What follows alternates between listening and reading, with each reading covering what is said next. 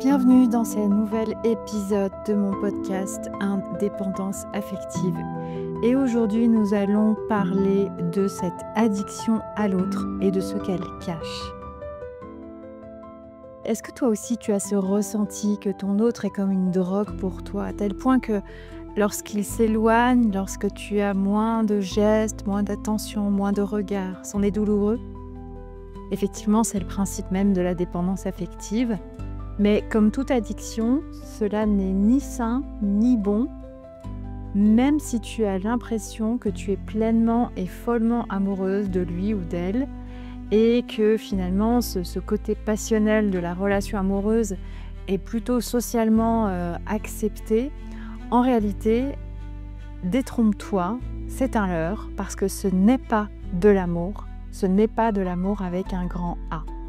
Et c'est justement l'objet de cet épisode d'aujourd'hui où je vais justement t'aider à comprendre encore mieux ce qu'est la dépendance affective à travers ce que cache cette addiction, pourquoi et en quoi ce n'est pas de l'amour, mais finalement une tentative désespérée de combler un vide intérieur. Alors voilà, le grand problème dans notre société aujourd'hui occidentale en 2025, c'est qu'on a une hyper confusion entre l'amour et l'attachement. Dans l'attachement, on a la notion de possession. L'autre nous appartient en quelque sorte, consciemment ou inconsciemment. Mais c'est là où en fait il faut se poser les bonnes questions. On veut avoir la main sur lui finalement, comme si on devait savoir, c'était vital pour nous de savoir ce qu'il fait, savoir avec qui il est, s'il a revu un tel, on va croiser les informations, etc., etc. Et en fait, derrière ça, il y a une forte notion de contrôle et, qu'on le veuille ou non, une forme d'emprise. Et à la fois, on peut considérer qu'on a une emprise sur l'autre, que l'autre a une emprise sur nous, mais tout comme une addiction ou une substance extérieure, en fait, c'est la relation en elle-même qui a une emprise sur nous. À tel point que si elle devait s'arrêter, si le lien venait à être coupé, alors il s'en suivrait une douleur insoutenable et très souffrante qu'on veut à tout prix éviter. Et la preuve, c'est que souvent, l'autre, celui qui fait l'objet de ta dépendance, c'est pas forcément une personne qui te convient. Et quelque part, au fond de toi, tu le sais. Cette personne, elle est soit maltraitante, soit ignorante, fuyante, soit elle ne correspond pas à tes valeurs. En fait, souvent, il y a vraiment pas mal de critères qui font que tu sais, il y a une partie de toi qui sait au fond de toi que cette personne n'est pas pour toi. Parce qu'il y a plein de choses qui ne vont pas. Et pourtant, cette autre partie qui est en dépendance affective, elle persiste absolument à te faire croire que si, c'est de l'amour, si, et cetera, et cetera. Et réalise en fait que ce n'est pas l'autre auquel tu es attaché et ce n'est pas l'autre qui te maintient dans une forme d'équilibre, c'est la relation en tant que telle, en fait. C'est le lien. C'est assez difficile à percevoir, c'est assez difficile à conceptualiser parce qu'en fait, ce lien, il est déterminé par l'autre avec un grand A, mais en réalité, c'est pas l'autre véritablement qui est l'objet de ton amour. En fait, on va l'expliquer beaucoup plus profondément, l'objet de ton amour, c'est ton désamour pour toi-même. Mais je vais y revenir plus longuement. Parce que l'amour avec un grand A n'est pas douloureux. L'amour avec un grand A ne peut et ne doit pas être douloureux. Si tu ressens de l'amour vis-à-vis d'autrui et de la douleur, alors ce n'est pas seulement de l'amour. Parce qu'en fait, ce qui te fait mal et ce qui nous fait mal, nous tous en tant qu'êtres humains, c'est toutes les attentes que nous nourrissons autour d'un idéal d'amour que nous avons projeté inconsciemment sur notre victime. Enfin, je dis victime, je plaisante. Mais en tout cas, je refais ma phrase, ce qui nous fait mal, c'est toutes les attentes que nous nourrissons autour de l'idéal d'amour que nous avons projeté inconsciemment sur l'objet de notre addiction. Et en fait, finalement, ce mot victime, c'est pas tant une blague que ça. Parce que il faut se dire qu'en poursuivant cet idéal, on est en train de distordre notre réalité pour la faire correspondre à ce qu'on imagine. Et c'est là où notre ego, notre mental nous berne complètement parce que, j'en reviens à ce que je disais précédemment, on sait quelque part qu'il est pas fait pour nous, mais la partie en dépendance, elle, elle distord la réalité pour nous faire croire qu'en fait, si, si, il correspond à cet idéal d'amour. Et dans toutes les attentes qu'on a, on a, voilà, tu paniques quand il répond pas à tes messages suffisamment rapidement, tu attends des compliments, des marques d'attention qui ne viennent pas ou qui ne viennent pas exactement comme tu voudrais qu'elles viennent ou qui ne viennent pas exactement au moment où tu voudrais qu'elles viennent. Donc finalement, tu attends de l'autre qu'il soit comme ci ou comme ça, donc qu'il, réponde à tes demandes d'attention au moment où toi tu as décidé qu'il devait de répondre aux demandes d'attention. Mais en vrai, tu le laisses pas être exactement comme il est ou comme elle est. Et ça, fondamentalement, à partir de là, c'est pas de l'amour. Parce que dans l'amour, tu vas de façon inconditionnelle et c'est pour ça que moi, ma croyance, c'est que dans notre existence physique d'être humain incarné, l'amour inconditionnel est pratiquement impossible, en fait. Parce qu'à partir du moment où on a un ego, où on a un mental, aimer de façon absolument inconditionnelle, c'est-à-dire sans aucune attente, aucune, c'est très difficile. C'est possible, mais c'est très difficile. En tout cas, sache que dans ta dépendance affective, l'amour que tu proposes, l'amour que tu imposes, l'amour que tu demandes est conditionné. Donc, pose-toi véritablement avec beaucoup d'humilité, d'honnêteté. Je dis humilité parce que ton mental, par orgueil, va vraiment te cacher ça. Mais en fait, c'est la question que tu dois te poser finalement. Es-tu davantage vraiment amoureux ou amoureuse de cette personne de façon inconditionnelle? C'est-à-dire que cette personne pourrait te quitter, pourrait vivre heureux ou heureuse avec quelqu'un d'autre en toute bienveillance, hein. On parle pas là, je parle pas même pas de relation toxique ou quoi, hein, mais en toute bienveillance, décider d'être heureux avec quelqu'un d'autre que toi parce que votre relation n'est pas suffisamment équilibrée. Est-ce que tu serais capable de continuer de l'aimer tout en toi t'aimant suffisamment aussi pour continuer de vivre ta vie par ailleurs?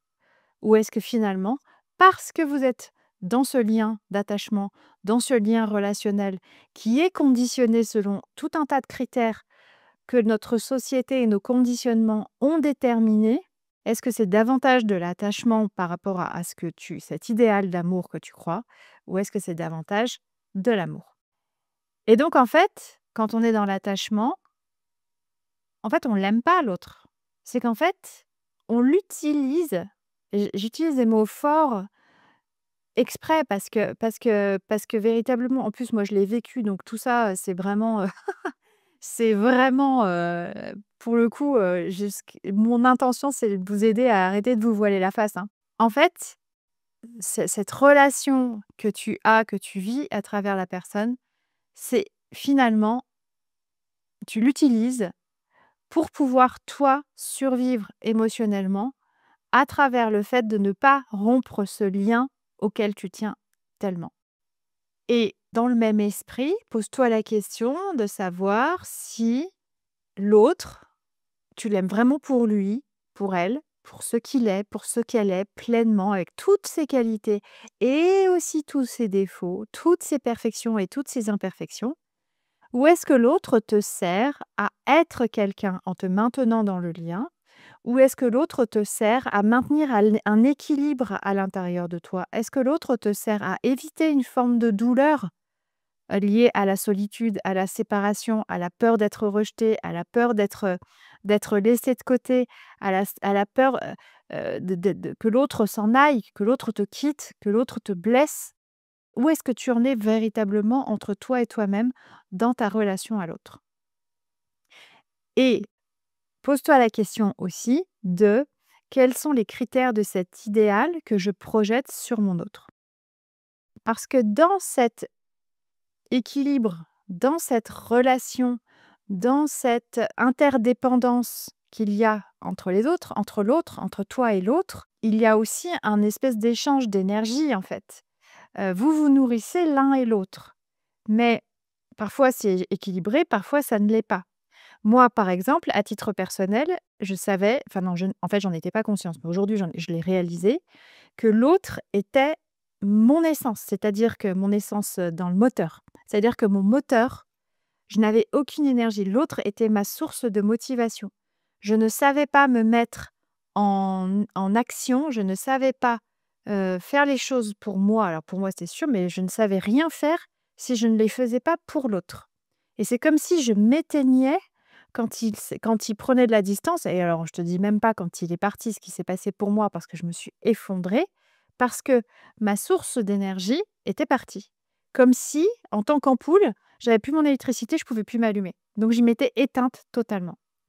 Et ça, ça c'est pas OK en fait. Parce que c'est là où l'autre, ne doit pas être ta source d'énergie. L'autre ne doit pas être ton moteur principal. Et évidemment, lorsque l'autre qui a son libre arbitre, fait ses choix, lorsque l'autre, vit sa vie, lorsque l'autre décide de faire autrement que ce que toi tu as décidé, consciemment ou inconsciemment, bah, évidemment, ça entraîne de la déception, ça entraîne une forme de douleur et ça entraîne une forme de souffrance.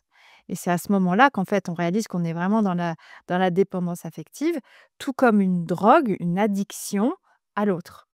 Et pire encore, quand on commence à vraiment s'enfoncer dans ces et qu'on est en fait, ça, on le fait quand on n'est pas conscient du truc. Au bout d'un moment, quand on se réveille, quand on commence à prendre conscience de ce que l'autre, génère chez nous, normalement, on arrête d'accepter des choses inacceptables.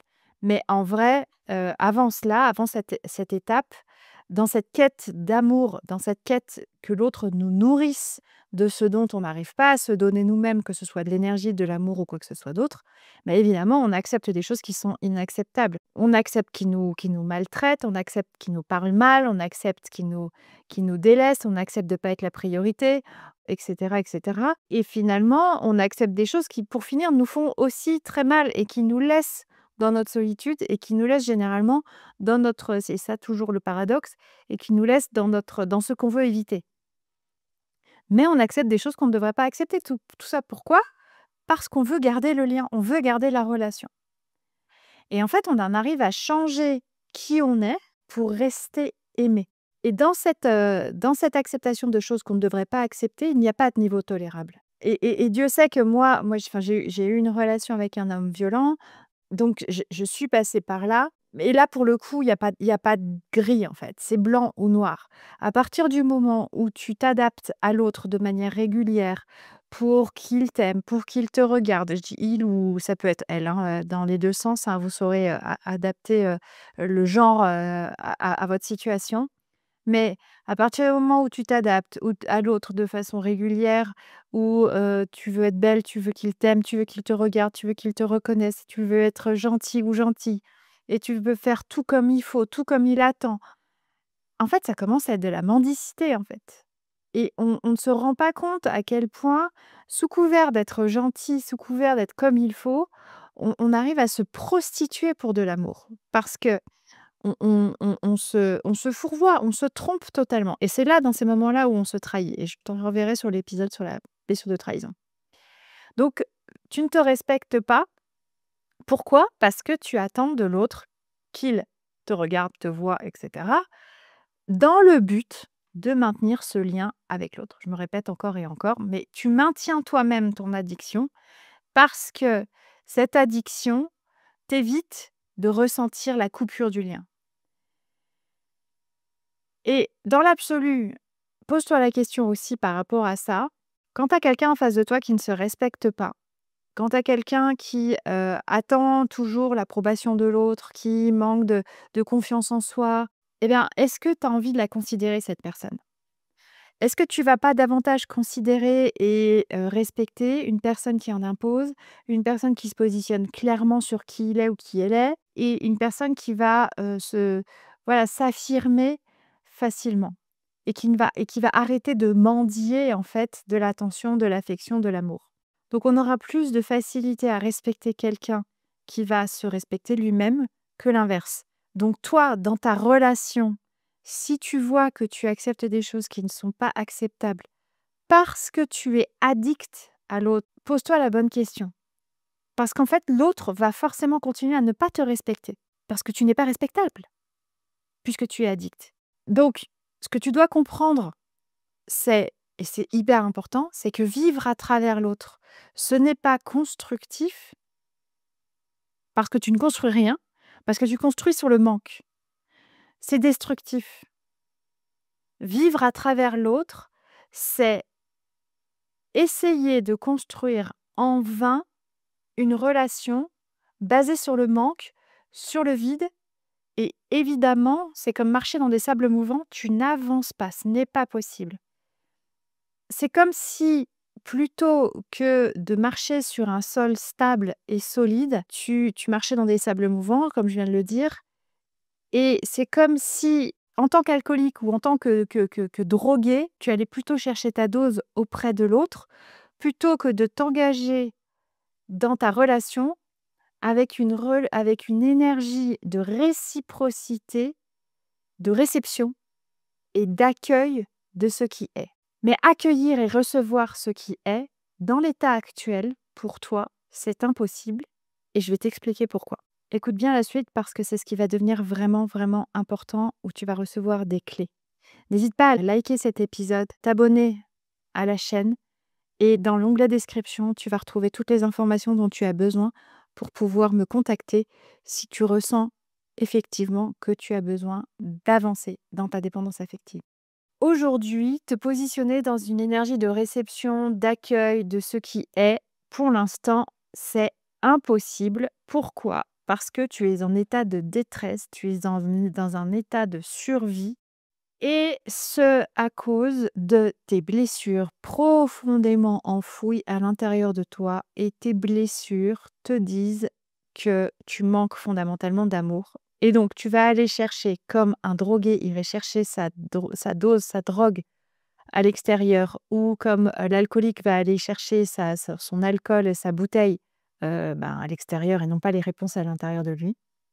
Tu vas aller chercher ta réponse et ta réponse et ton anti-détresse, en fait, ton kit de survie et d'urgence, tu vas aller le chercher auprès de l'autre parce que tu crois inconsciemment qu'il va t'aider à te remplir d'amour. En fait, c'est comme si à l'intérieur de toi, il y avait différentes parties qui ont enregistré, programmé que tu étais en manque pour différentes raisons liées à ton histoire, la plupart du temps à ta relation avec tes parents ou éventuellement à des événements traumatiques qui ont pu avoir lieu pendant ton enfance. Et cet enregistrement, cette programmation, tu es resté dessus. Et ces différentes parties de toi, elles sont restées sur cette idée depuis 15, 20, 30 ans, selon ton âge, comme un disque rayé. Et en fait, tu tournes en boucle, tu tournes en boucle, tu tournes en boucle, tu tournes en boucle sur cette même idée. Et comme tu n'en as pas d'autre à la place, eh ben, ton cerveau, ton système ne sait pas faire autrement que de fonctionner avec ce disque rayé-là. Donc, tu dois comprendre que tes états émotionnels sont déterminés par ton système de croyances, par tes expériences et ton système de valeurs. Les croyances, les expériences et le système de valeurs, c'est comme 3 blocs interconnectés qui sont à 95% dans notre inconscient. Et ces 95% de croyances, valeurs, expériences interconnectées dans notre inconscient vont dicter notre vie de façon automatique et répéter encore et encore et encore les mêmes modes de fonctionnement. Alors pour information, tu pourras retrouver un peu plus en détail et de façon expliquée beaucoup plus ludique et pédagogique dans le chapitre 2 de mon livre La méthode en vie, où je t'explique justement comment nous agissons à partir de nos programmations. Et le lien est en description. Alors, il y a 3 bonnes nouvelles que je vais te donner maintenant, que tu dois retenir et qui vont t'aider à avancer. Donc la bonne nouvelle, c'est que non, effectivement, ce n'est pas de ta faute. Dans un premier temps, c'est comme des logiciels, ça tourne en boucle en permanence à l'intérieur de toi et comme il y a des logiciels qui font tourner ta respiration, ta digestion, ta transpiration, eh bien, tu as d'autres logiciels qui te font croire que l'amour est à l'extérieur de toi et que tu n'as pas d'autre solution que de le mendier auprès d'autrui. La deuxième bonne nouvelle, c'est que tu peux modifier, tu peux mettre à jour, tu peux supprimer ces logiciels à travers des techniques telles que le EFT, l'hypnose, le MDR, qui sont des techniques que moi je pratique Et là, toujours encore, si tu veux qu'on en discute en privé, tu as les infos en description. Mais la troisième nouvelle, qui est un peu moins cool, c'est que c'est 100% ta responsabilité de transformer ça. Parce que tu ne pourras jamais, jamais, jamais changer l'autre. Tu ne pourras pas déclencher chez lui plus de marques d'attention, plus de je t'aime, plus d'affection, plus de fidélité, moins de violence physique ou verbale, changer son alcool en eau, moins de toxicité, etc. Tout ça, tu ne peux pas le changer. Arrête de te leurrer. Tu ne peux que te changer toi et tes logiciels un peu tout pourris qui te mettent tout seul ou toute seule dans ton marécage, ou en tout cas qui t'y maintiennent. Et je suis désolée d'être un peu cash, mais en fait, en même temps, te brosser dans le sens du poil, c'est pas ça qui va te faire avancer et c'est pas mon rôle. Et ce n'est surtout pas te manquer de bienveillance que de te secouer un peu le cocotier de façon à ce que tu lèves le voile de tes illusions et de tes belles histoires de prince charmant qui, en fait, te font souffrir et te maintiennent dans ta souffrance. Et c'est pour cette troisième raison que aller voir un psy, aller voir un thérapeute, ça suffit pas. Il faut que ça vienne de toi. Il faut que tu ailles profondément. Il faut que tu aies cette volonté d'aller profondément à l'intérieur de toi changer tes programmations. Parce que il n'y a personne d'autre que toi qui va savoir véritablement ce qu'il y a à transformer en toi. Et ça, le guide, le fil conducteur, c'est ton système émotionnel, c'est tes états émotionnels. Ce n'est pas l'autre qui te fait souffrir, ce n'est pas ta relation qui te fait souffrir. Ce qui te fait souffrir, c'est la partie de toi, la petite fille ou le petit garçon en toi qui a besoin désespérément d'être vu, d'être aimé, d'être choisi, d'être reconnu, qui a besoin de loyauté, etc. Et c'est cette partie-là de toi qui souffre, qui maintient coûte que coûte la relation en place et qui va te faire entrer dans cette forme de contrôle que j'expliquais au début du podcast.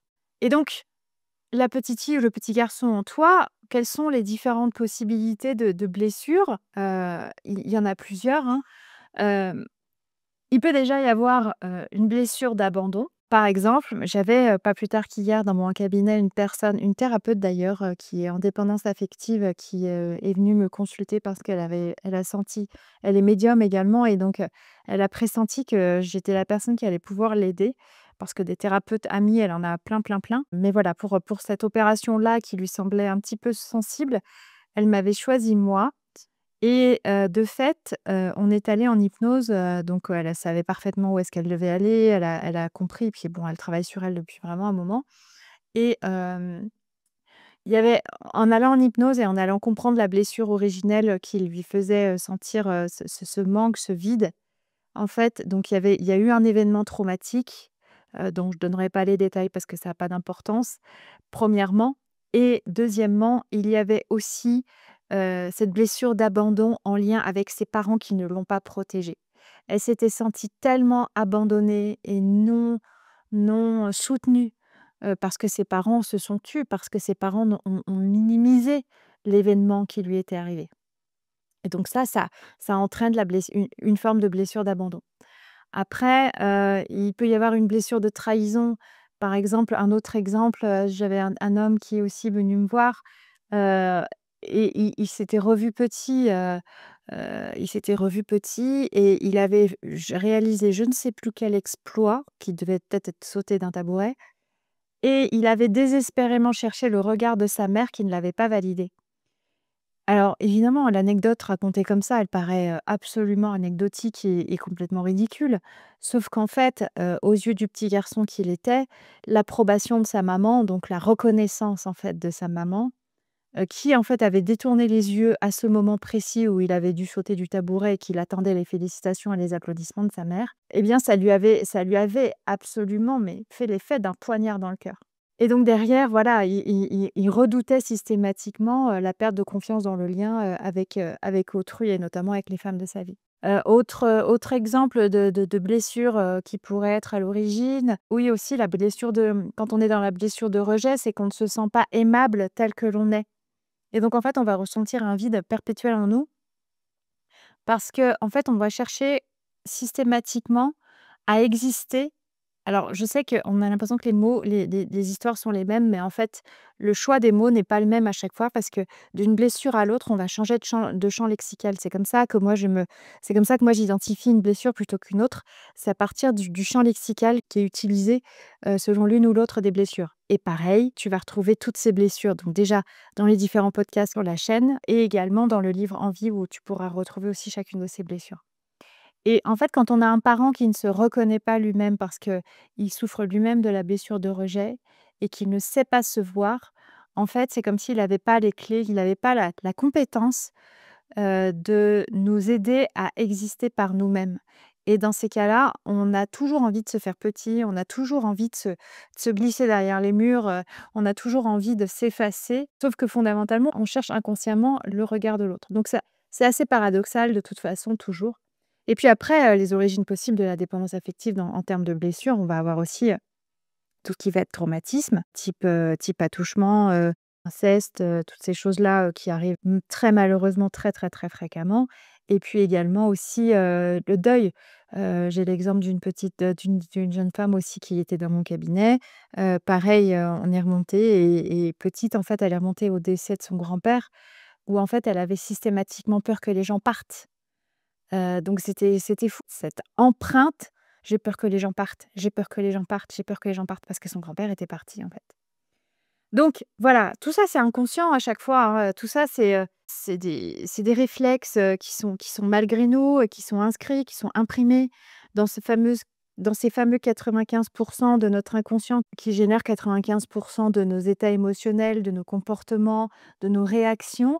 Elles sont nichées quelque part dans nos valeurs, c'est-à-dire ce en quoi je crois, ce qui est le plus important pour moi, mes croyances, donc c'est ma vérité et enfin mes différentes expériences de vie, en fait, qui, effectivement, vont avoir laissé des traces, forcément à l'intérieur de nous, quoi. Donc le réflexe, le paradoxe que notre système va développer malgré nous, c'est justement d'aller chercher à l'extérieur de nous notre shoot d'amour, de reconnaissance, d'affection, d'attention, cette béquille affective, ce pansement, parce que ce n'est qu'un pansement temporaire qu'on vient mettre sur une blessure qui est beaucoup plus profonde, mais sur laquelle on a mis des couches et des couches et des couches, et donc on ne sait même plus qu'on a cette blessure.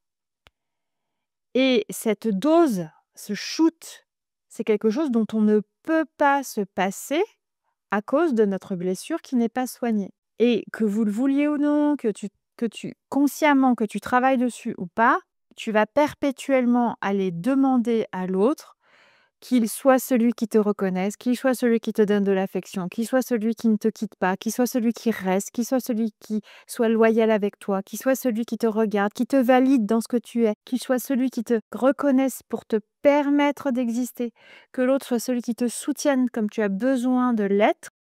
Sauf qu'en vrai, ça n'arrive pas. Parce que l'autre ne sait pas, à l'intérieur de lui, ce dont toi tu as besoin. Il ne peut pas le savoir. Et la plupart du temps, tu ne lui as même pas dit. Et donc comme ça ne vient pas, parce que même si l'autre lisait dans tes pensées, la manière dont lui voudrait l'exprimer, si toutefois tu lui laissais le temps de le faire, ça serait de toute façon pas comme tu en as besoin. Puisqu'en fait, il a aucune espèce d'idée que toi t'es blessé à la base. Et donc, forcément, forcément, forcément, ça va générer souffrance, déception, douleur, encore et encore et encore. Et ça va aussi, cette souffrance, cette déception et cette douleur va surtout générer chez toi des comportements qui vont faire fuir l'autre. Parce qu'en fait, tu le saoules. En fait, il en peut plus de toi et de ta dépendance affective, de ton contrôle, et etc. Et c'est comme ça que tu viens à saboter ta relation. Ton addiction sabote ta relation. Mais, et c'est là où c'est intéressant, parce que comme l'univers conspire pour ton bonheur, il va évidemment t'envoyer quelqu'un qui souffre d'un vide aussi béant que le tien. Seulement ce vide va s'exprimer dans une polarité opposée, c'est-à-dire que tout comme deux aimants amants, vous allez vous attirer irrésistiblement.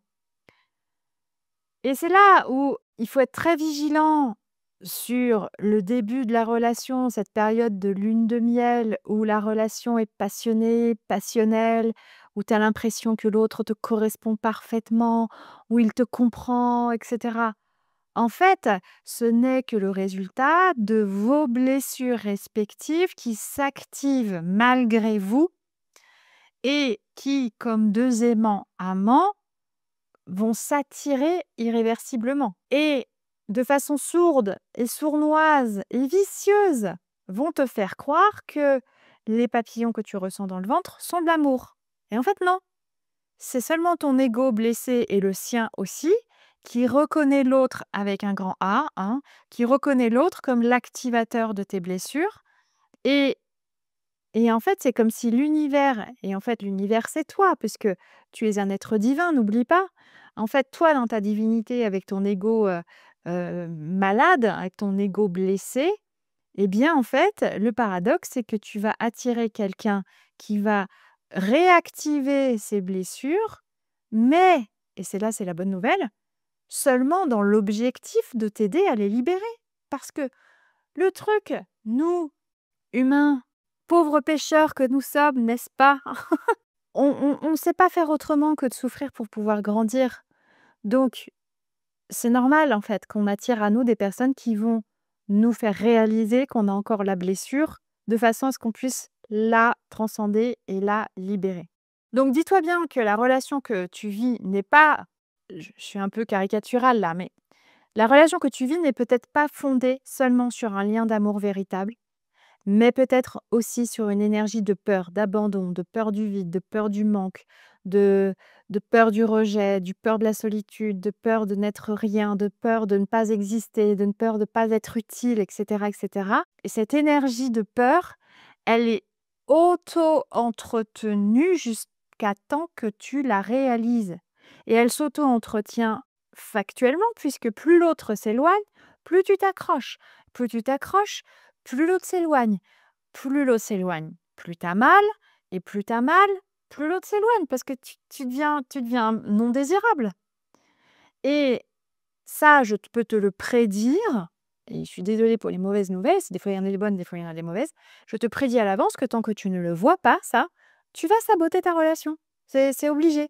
Alors peut-être que tu vas mettre 3 ans, peut-être que tu vas en mettre 10, mais tant que tu n'as pas, travaillé sur tes blessures, tu vas saboter, toi ou ton conjoint, va aller saboter votre histoire de toute façon. Il faut aller regarder au-delà de la blessure. Il faut aller regarder qui est l'autre, qui je suis au-delà de la blessure. Et je ne peux pas voir l'autre de façon réelle tant que je ne me vois pas moi. En fait, pour transformer une relation passionnelle qui pour moi est une relation qui en fait est une relation blessée, en tout cas une relation de 2 personnes blessées. L'objectif, c'est de la transformer en amour, véritablement. Et quand on commence à identifier ces blessures, à les guérir avec beaucoup de bienveillance et de patience et s'autoriser nous à vivre ce qu'on vit, autoriser l'autre à être qui il est, eh bien, finalement, l'autre ne nous attire plus de la même manière. En fait, la passion, elle s'éteint. Et il y a plus cette tension physique dans le corps, dans le ventre, à chaque fois que tu le vois, cette appréhension, ces papillons dans le ventre. Et c'est là où tu vois véritablement si ce qui reste, c'est de l'amour ou pas. Si, une fois que tu as travaillé tes blessures, une fois que tu les as guéries, tu aimes toujours l'autre, tu as toujours envie d'être, de passer du temps avec l'autre, de partager, alors là, c'est de l'amour.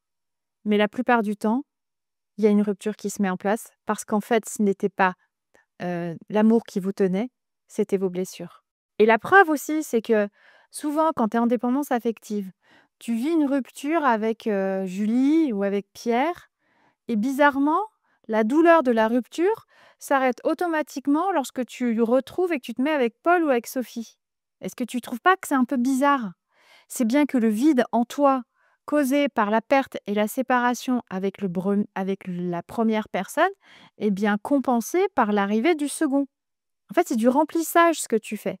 Moi, c'est vraiment quelque chose qui était assez manifeste. C'était qu'effectivement, Quand il y en avait un qui s'en allait, il y en avait tout de suite un autre qui arrivait et ainsi de suite et ainsi de suite. Et en fait, j'étais jamais seule. Mais c'est bizarre parce qu'en vrai, j'aurais dû être capable de rester seule et de vivre pleinement qui je suis. Mais non, il fallait toujours que je remplisse l'espace. Mais ça, c'était inconscient. Et donc tu vas me dire: «Mais si, c'est beau Olivia, je t'assure, c'est merveilleux, c'est nouveau, c'est magique. Ce que je vis là, cette fois là, c'est différent, mais vraiment». Et en fait, si tu écoutes le bullshit que tes blessures te racontent, je t'invite toutefois à prendre un peu de recul et à réaliser ou pas que ça fait peut-être déjà 2 ou 3 fois que le schéma se reproduit. Et si tu ne veux pas saboter cette relation merveilleuse et magnifique, magique, que tu vis là, maintenant, aujourd'hui, regarde vraiment en profondeur à l'intérieur de toi si c'est pas de la dépendance affective et ce que tes blessures sont en train de te dire. Il est possible que l'autre remplisse un vide et que tu lui cours après pour qu'il continue de le faire. Jusqu'à ce que tu comprennes que le paradoxe, c'est que plus tu cherches l'autre, moins tu le trouves et moins toi tu es désirable et du coup plus on va s'éloigner de toi et plus tu vas le chercher et moins tu vas le trouver et cetera et cetera et cetera. Et j'ai d'ailleurs un exemple d'une cliente qui vient de commencer la méthode Anguille qui est justement alors elle a différentes problématiques de confiance en elle d'une manière générale, mais elle a aussi cette faculté magique de saboter une relation qui est extraordinaire, mais c'est une relation encore un peu jeune, qui a 18 mois et elle se voit faire et c'est là où elle s'est dit: «Non, non, et là, il faut vraiment que je fasse quelque chose, parce que c'est urgent. Je suis en train de saboter ma relation parce que j'attends de l'autre qu'il réponde à des besoins qui sont injustes pour lui, parce qu'il n'a pas à répondre à ces besoins-là», qui étaient en l'occurrence, des besoins d'attention, des besoins de reconnaissance. Et donc, qu'est-ce qu'on en fait de cette addiction? L'appel, c'est bien de revenir à toi profondément. Et revenir à soi, c'est pas forcément être égoïste en fait. Revenir à soi, c'est se redonner vie à soi en fait. On pourrait justement appeler ça de l'égoïsme sain. C'est-à-dire, tu pourrais déplacer le curseur de l'attention portée vers l'extérieur, vers autrui, et au moins tenter de faire, enfin, tu vois, de déplacer. Si aujourd'hui, tu passes 80% de ton attention vers l'extérieur et autrui, peut-être déplacer le curseur et déjà le passer à 70 puis 60%. Effectivement, ça peut être un petit test que tu peux faire, hein. Pose-toi la question, si chaque jour, sur les 16 heures de temps éveillé, est-ce que tu passes au moins 1 heure de tout ce temps exclusivement centré sur toi, sur tes projets, sur ta croissance personnelle, sur ton épanouissement personnel? Parce que 1 heure, c'est déjà 6% du temps disponible seulement. Est-ce que tu passes sur ces 16 heures déjà au moins 4 heures de ce temps exclusivement centré pour toi? Fais le calcul en fait, en pourcentage, combien de temps tu passes seulement pour toi? Est-ce que tu t'autorises à passer du temps de qualité avec toi-même? Est-ce que tu as envie de passer du temps de qualité avec toi-même? Et si la réponse n'est pas satisfaisante, hein, après je te laisserai avoir tes propres critères sur la réponse, pose-toi vraiment les bonnes questions et pourquoi est-ce que l'autre, avec un grand A, est-il si important et capital et essentiel dans ta vie? Est-ce que tes priorités sont au bon endroit? Et j'ai de nombreuses clientes, enfin surtout les femmes, parce que j'ai beaucoup de clients hommes aussi, mais surtout les femmes qui me disent ne pas s'aimer et ne pas s'autoriser à s'aimer, en fait. C'est sûr que tu voudrais pas passer 1 heure de ton temps en huis clos, enfermé dans un placard d'1 mètre carré avec quelqu'un que tu n'aimes pas, c'est clair. Et c'est exactement la bonne raison pour laquelle tu dois apprendre à t'aimer et à te connaître, pour prendre en considération et prendre connaissance aussi de tes besoins fondamentaux, d'apprendre à les nourrir toi-même et d'arrêter que ce soit l'autre qui les nourrisse à ta place. Donc tu dois t'écouter et reprendre ton pouvoir sur le fait de nourrir tes besoins. Parce qu'il y a un sujet là, il y a un sujet important en fait par rapport à cette prise de pouvoir et ce pouvoir que tu donnes à l'autre. Se guérir de la dépendance affective, c'est arrêter de confier le pouvoir de me rendre heureux ou heureuse à l'autre. Et tu vas me dire: «Ouais, mais non, mais moi, je fais tout pour, rendre l'autre heureux». Mais est-ce que tu te rends compte que quand tu dis ça et quand tu fais ça, en fait, en vrai, inconsciemment, tu attends surtout de l'autre qu'il te rende heureux ou heureuse? Et c'est complètement injuste, en fait. Qui donc est-il l'autre pour pouvoir avoir ce pouvoir de te rendre heureux ou heureuse?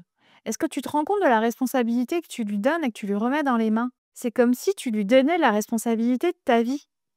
Et véritablement, fondamentalement, c'est pas OK ça. Et la grande erreur en amour qu'on fait aujourd'hui, et je pense que c'est un grand malheur en fait.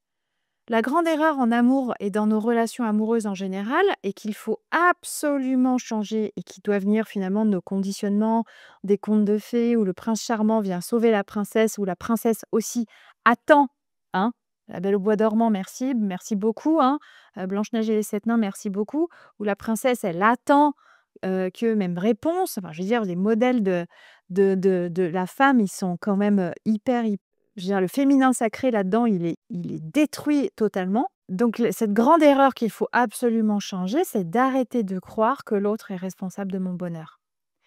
Parce qu'en fait, en vrai, il n'y a rien de plus enchaînant que ça. Tu l'enchaînes et tu t'enchaînes. Et c'est là où la relation devient aussi l'objet de l'addiction. Parce qu'en fait, tu lui remets une responsabilité sur le dos qu'il ne t'a probablement pas demandé. Et si toutefois il l'avait demandé, ce qui m'étonnerait fort, en vrai, c'est pas possible. S'il te l'a demandé, c'est qu'il se trompe ou qu'il te trompe ou qu'il te raconte des salades. Parce qu'en vrai, c'est pas possible. Nul n'est responsable de ton bonheur, autre que toi-même, aussi et surtout parce que nul ne peut savoir mieux que toi ce dont tu as besoin et ce qui va te rendre heureux ou heureuse à l'instant T. Et en fait, on est complètement déconnecté de ça. On est complètement déconnecté de savoir, OK, là, on est mercredi à 13h30. De quoi j'ai besoin là maintenant tout de suite en fait? Et en fait, on est tellement dans notre pilote automatique, dans notre radar, dans nos téléphones, dans notre boulot, dans nos contraintes extérieures, qu'on ne prend pas ce temps de réaliser à l'instant T et de vivre finalement dans l'instant présent, parce que c'est de ça dont il s'agit aussi, de vivre dans l'instant présent afin d'être conscient de ce dont on a besoin là, moi, Olivia, là, maintenant, tout de suite, de quoi j'ai besoin et du coup, comment je nourris ce besoin. Parce que si j'attends de l'autre toute la journée qu'il réponde à mes besoins et qu'il les nourrisse, bah déjà, c'est une sacrée charge hein, qu'il a. Hein. Et ensuite, moi, je me déresponsabilise totalement de moi et de mon bonheur et après, je vais venir lui reprocher qu'il me rend pas heureux ou heureuse. Tu crois que c'est cool ça? Tu crois que c'est juste ça? Pas du tout.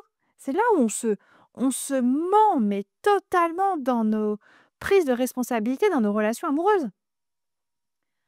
Donc se guérir de la dépendance affective, au-delà de, évidemment, de transformer ses blessures, c'est aussi reprendre son pouvoir avec un grand P et reprendre ses responsabilités, s'occuper soi-même de ses vides, de ses manques et arrêter de vouloir que l'autre les comble. Parce qu'en fait, il ne peut pas le faire. Parce que, voilà, non seulement c'est pas cool pour lui, mais en plus, il ne peut pas le faire. Il ne saura jamais le faire. Donc tu dois refaire de toi-même ton meilleur ami, ta meilleure amie et réapprendre à t'aimer profondément en travaillant de façon quotidienne. On n'a pas dit que ça allait se faire en un jour, sur ce sentiment de manque et de vide avec un thérapeute, avec la méthode en vie si ça t'inspire, avec moi si ça t'inspire aussi, peu importe. Mais c'est à toi de le faire. C'est à toi de le faire et de prendre ta responsabilité et de prendre finalement, oui, et de reprendre ton pouvoir sur toi. Le thérapeute que tu vas aller voir, que tu vas rencontrer, il va t'éclairer le chemin, mais ça, c'est à toi de marcher dessus. Il y a personne d'autre, hein, qui a tes jambes et avec lesquelles tu peux marcher, dans ta propre vie. Donc la dépendance affective et cette addiction à l'autre, cette addiction à la relation et j'insiste, hein, sur le principe de l'addiction à la relation et non pas forcément seulement de l'addiction à l'autre. C'est vraiment le symptôme, donc c'est le résultat, la conséquence de tes blessures non guéries qui se répètent dans tes relations et de cette perte de pouvoir que tu concèdes à l'autre dans la réalisation de ton bonheur. Et ce symptôme, cette addiction, elle doit être pour toi un signal d'alerte. Et la bonne nouvelle extraordinaire, c'est qu'une fois que tu l'as identifié, ça peut être un chemin extraordinaire de retour à toi lorsque tu l'as reconnu, lorsque tu l'as écouté, lorsque tu l'as transmuté. Et moi, je vais même un peu plus loin, en fait, parce que devenir indépendant affectif, c'est chouette. Alors, j'ai nommé mon podcast Indépendance affective avec le 1 comme UN, le 1 de l'unité. Parce que moi, j'aspire à la souveraineté affective. Dans la notion d'indépendance, c'est déjà super important, c'est déjà super chouette. Où justement, là, tu prends conscience que l'autre n'est plus là pour nourrir tes manques affectifs. Dans la souveraineté affective, tu reprends aussi ta puissance, ton autonomie, ton pouvoir, pour avancer sur un vrai chemin d'accomplissement personnel et relationnel où 1 plus 1 n'est pas seulement égal à 2. Pour moi, le vrai couple, c'est 2 personnes qui sont déjà dans leur complétude et qui décident d'associer leurs parfaites imperfections, leurs talents, leurs qualités dans un projet commun, comme une entreprise avec 2 associés. Donc en fait, c'est là où tu arrives quand les 2 sont dans leur souveraineté personnelle, dans leur souveraineté affective, 1 plus 1 égale 3. C'est-à-dire que les 2 unités complètes d'une façon indépendante créent ensemble une 3e unité qui les sublime à travers le couple. Donc si tu te reconnais, si tu t'es reconnu et que tu vis cette forme d'addiction à l'autre, à la relation, sache effectivement, tu n'es pas toute seule ou tout seul. Il y a plein de gens qui sont passés par là, à savoir moi en premier lieu, et je sais exactement ce dont il s'agit, je connais la souffrance, mais la bonne nouvelle, c'est que je connais aussi le chemin de la libération de cette addiction. Et c'est pour ça que j'ai créé la méthode Envie. C'est pour aller au-delà, en fait. C'est pas seulement une thérapie, une méthode d'accompagnement. L'intention, c'est vraiment d'accompagner aussi à travers une formation, d'accompagner la personne à s'accompagner elle-même, à reprendre son pouvoir. Et donc l'idée, c'est de vivre un accompagnement thérapeutique profond, transformateur, pour guérir les blessures de son enfant intérieur, lesquelles nous maintiennent dans nos manques, dans nos schémas douloureux de dépendance, d'addiction, mais aussi ensuite pour aller chercher cette souveraineté et sa puissance afin de contribuer à vivre et à créer un monde de demain qui sera plus beau, plus en paix, plus dans l'amour, et à trouver à travers le couple, en fait, cette notion de co-création qui va permettre de contribuer à quelque chose de plus grand que nous. Donc ça, moi, c'est ma vision. Bon, effectivement, la méthode Envie, le livre, l'accompagnement, c'est pas pour tout le monde parce que, bon, déjà, ça représente un investissement en temps et en argent, sur une période de 4 à 6 mois qui sont assez intenses, qui sont bouleversantes, qui vont venir changer plein de choses. C'est vraiment pour ceux qui veulent vraiment avancer. Si tu te sens prêt ou prête, par contre, là, je t'assure que c'est vraiment, comme on appelle ça, un game changer, dans le sens où il y a un avant et il y a un après. Et si tu es prêt, eh bien, je te propose que nous prenions un moment ensemble pour échanger sur ta situation. Tu as le lien pour prendre rendez-vous avec moi. Sinon, tu vas chercher sur Internet, tu vas me trouver mes coordonnées, tu prends rendez-vous avec moi. On en parle, on échange sur ta situation, on échange pour justement te permettre de te libérer vers ta souveraineté affective. N'oublie pas que tu es la personne la plus importante de ta vie. Prends soin de toi et à très bientôt.